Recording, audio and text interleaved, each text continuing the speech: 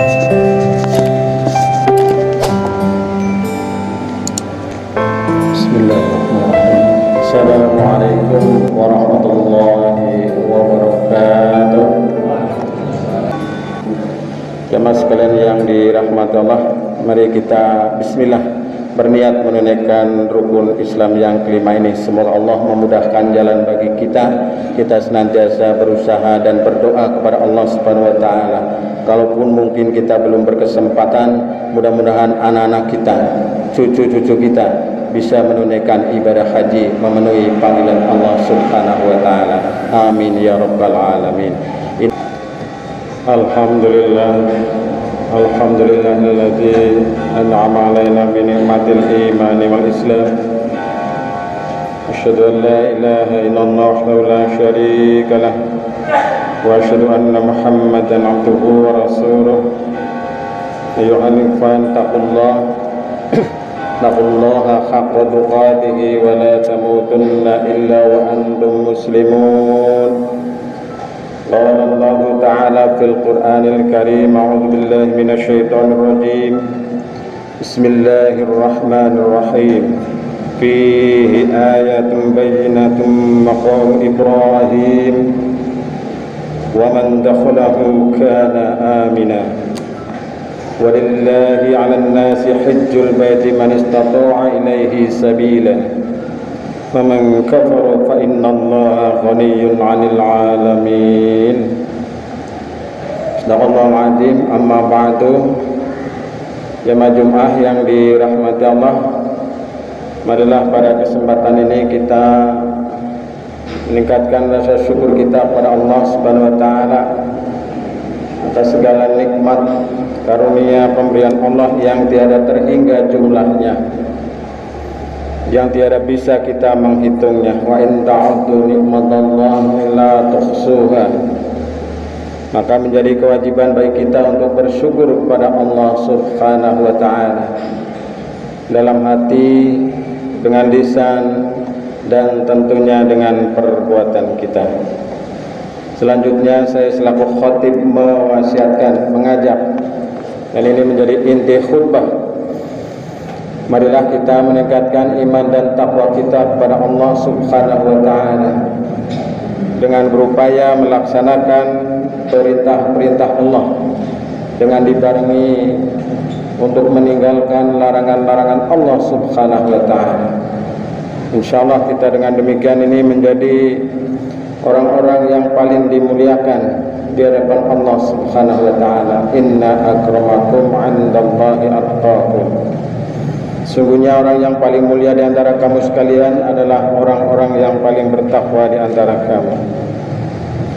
Jemaah yang dirahmati Allah, izinkan pada kesempatan ini saya menyampaikan sedikit hikmah ibadah haji, di mana saudara-saudara kita pada beberapa hari terakhir ini telah berangkat menuju ke Harumain, dua tanah suci Mekah dan Madinah, baik pada gelombang pertama maupun gelombang kedua. Gelombang kedua, saudara-saudara kita yang kemarin dari Madinah yang tergabung dalam kloter 26 dan 27, alhamdulillah sudah berangkat pada hari Senin kemarin, sudah tiba di Donohudan dan sudah tiba alhamdulillah di kota Mekah Al-Mukarramah. Tentunya kita mendoakan, berdoa semoga semuanya diberi karunia sehat walafiat, dilancarkan dalam segala urusannya, dan pulang dalam keadaan menjadi haji yang mabrur. Amin ya rabbal alamin. Jamaah yang dirahmati Allah, sebagaimana kita ketahui, ibadah haji ini adalah merupakan rukun Islam, salah satu di antara penyangga Islam. Di samping rukun Islam yang lain adalah ibadah haji.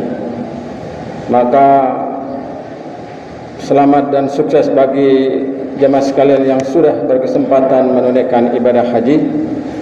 Bagi yang belum, semoga dimudahkan, semoga segera diberangkatkan, dimudahkan jalannya menuju ke tanah suci untuk menunaikan ibadah haji. Jemaah yang dirahmati Allah, banyak hikmah, banyak manfaat banyak ibrah dan banyak hakikat yang tersembunyi di balik ibadah haji. Ya, sedikit saja yang ingin saya sampaikan sebagai motivasi bagi kita, spirit bagi kita, karena diupayakan paling tidak kita punya keinginan, punya niat, dan senantiasa berusaha dan berdoa kepada Allah Subhanahu wa Ta'ala. Semoga kita bisa diberangkatkan menuju ke tanah suci, karena ini merupakan ibadah khusus, yaitu kepada orang-orang yang mampu diberi kesempatan mudah jalan ke sana, yaitu manis tato'a ilaihi sabila. Jadi siapa saja yang punya kemampuan untuk menunaikan di perjalanannya itu. Jemaah sekalian yang dirahmati Allah, kalaupun mungkin ada di antara kita yang belum berkesempatan, mudah-mudahan anak-anak kita, mudah-mudahan cucu-cucu kita kelak dimudahkan bisa diberangkatkan oleh Allah Subhanahu wa Ta'ala untuk menunaikan ibadah haji sebagai rukun Islam yang kelima ini. Amin ya rabbal alamin. Jemaah yang dirahmati Allah, pesan Allah dalam Al-Quran surat Ali Imran ayat 97 yang saya bacakan di awal khutbah tadi, mengerjakan haji adalah kewajiban manusia terhadap Allah, yaitu bagi orang-orang yang sanggup mengadakan perjalanan ke Baitullah. Fihi ayatum bayyinatum maqamu Ibrahim wa man dakhalahu kana amina. Ini adalah merupakan salah satu ayat-ayat Allah Subhanahu wa Ta'ala di mana yang masuk ke dalamnya akan dijamin keamanannya. Walillahi 'alan nasi hajjul baiti man istata'a ilaihi sabila. Dan bagi Allah kewajiban menunaikan ibadah haji bagi yang memiliki kemampuan perjalanannya. Barang siapa yang mengingkari Allah, maka sesungguhnya Allah Maha Kaya atas segala alam semesta ini. Jemaah yang dirahmati Allah, bagaimana hikmah, bagaimana rahasia ibadah haji yang tersembunyi antara lain.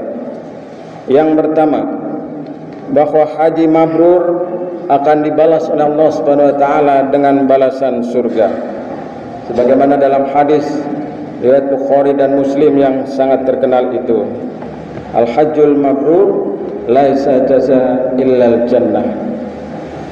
Haji mabrur tidak ada balasan yang lain yang pantas selain dari surganya Allah Subhanahu wa Ta'ala.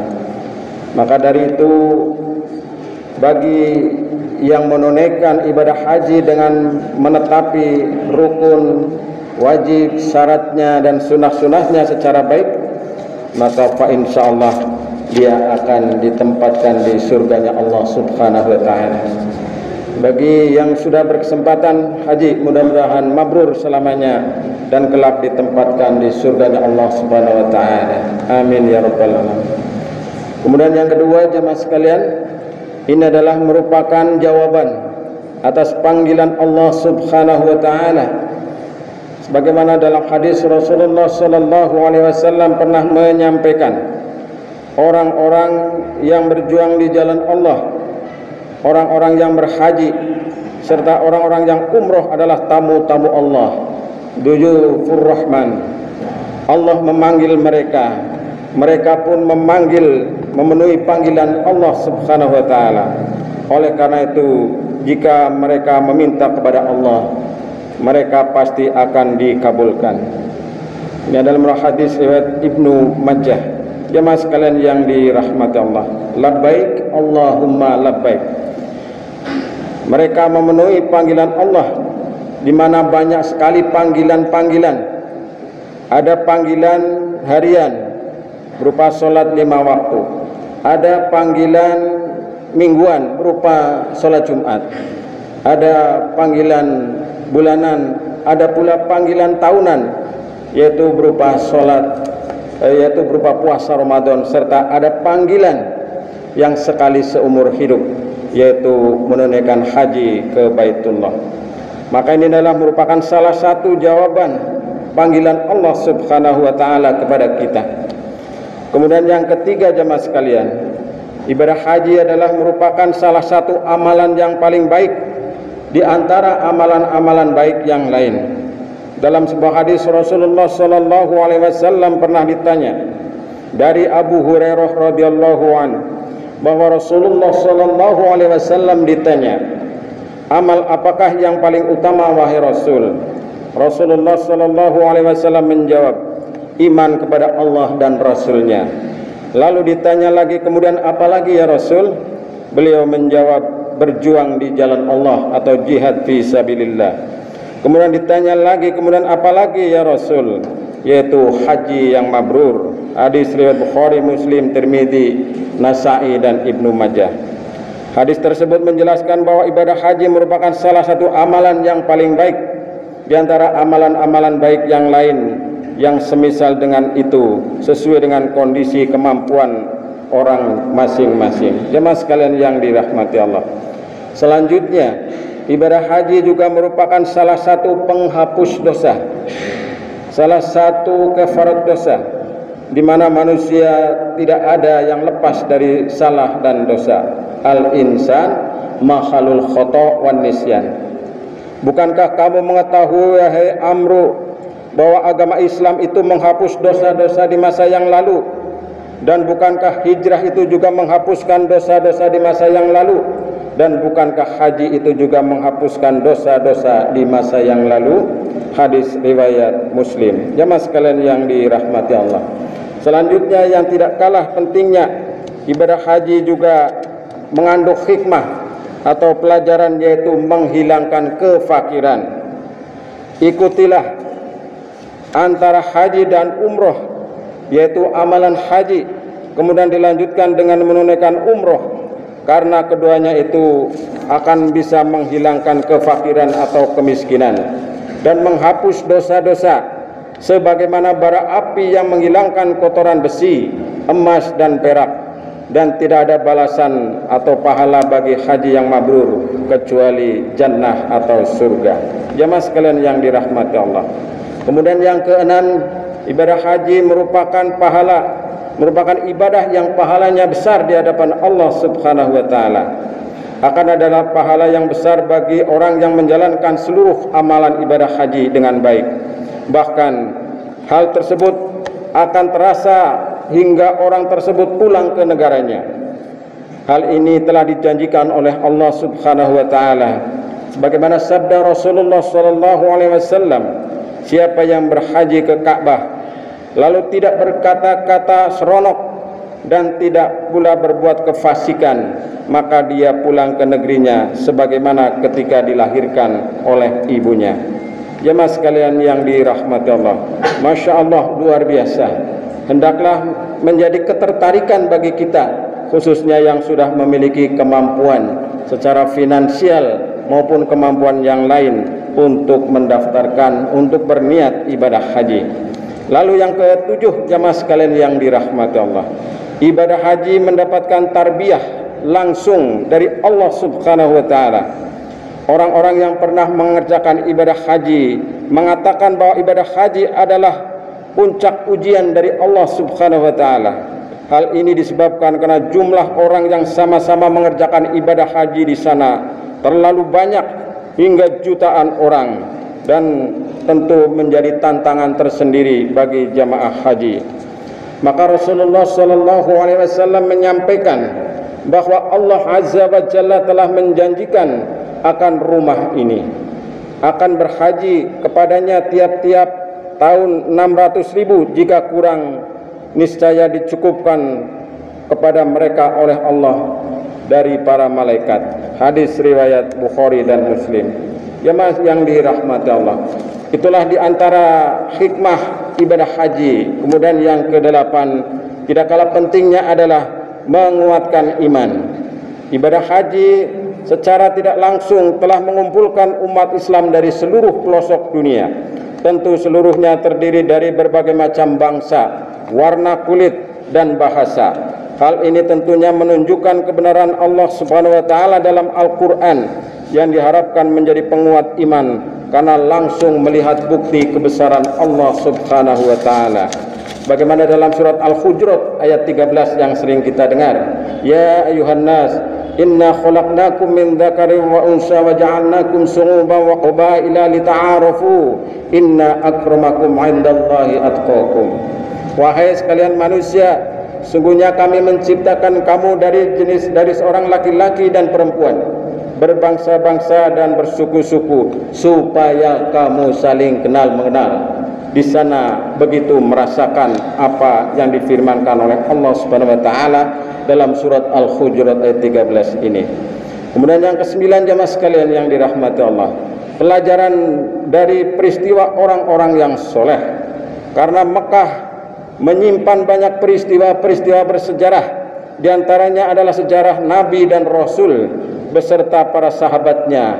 Tentu banyak pelajaran di balik kisah ini. Rasulullah SAW menyampaikan, sahabat-sahabatku itu laksana bintang-bintang di langit. Jika kamu mengikuti sahabat-sahabatku, maka niscaya kamu akan mendapatkan petunjuk. Di antara peristiwa yang terjadi di kota Mekah itu adalah pertemuan antara Nabi Adam dan Hawa. Kemudian Siti Hajar dan Ismail ditinggalkan di tengah bukit Sofa dan Marwah. Pengorbanan Nabi Ibrahim alaihissalam menyembelih Nabi Ismail alaihissalam karena menuruti perintah Allah Subhanahu wa taala. Nabi Ismail dan Nabi Ibrahim mendirikan Ka'bah serta tempat lahirnya Nabi Muhammad SAW, serta terjadinya tempat perang Badar dan tempat perang Uhud yang mengingatkan tentang kegigihan Rasulullah SAW dan para sahabat dalam menegakkan agama Allah. Jemaah sekalian yang dirahmati Allah, yang terakhir adalah hikmah, yaitu berupa syiar perpaduan umat Islam, lambang persatuan umat Islam. Ini merupakan salah satu hikmah ibadah haji, karena orang-orang yang berhaji ke tanah suci mempunyai tujuan yang sama, yaitu menunaikan perintah Allah, labbaik Allahumma labbaik. Dalam menjalankannya, orang melakukan perbuatan, pakaian dan aturan yang sama sesuai dengan yang disyariatkan oleh Allah Subhanahu wa taala dan Rasulnya.